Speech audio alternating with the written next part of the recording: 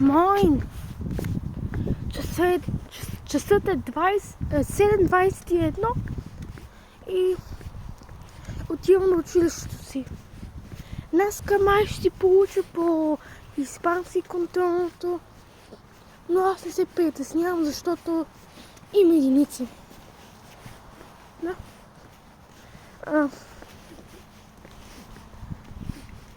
Българския ми е така малко, как да го кажа, развален, защото аз и моите родители се преместихме тук в Германия да живееме преди 11 години, когато бях на 1 година.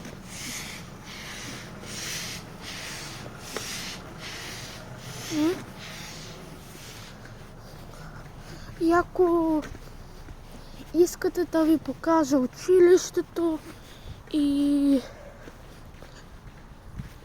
там какво правиме, предметите ни, какви са ни правилата, всичко, пътя ми до там, дайте, молите, един лайк и абонирайте. Бай-бай!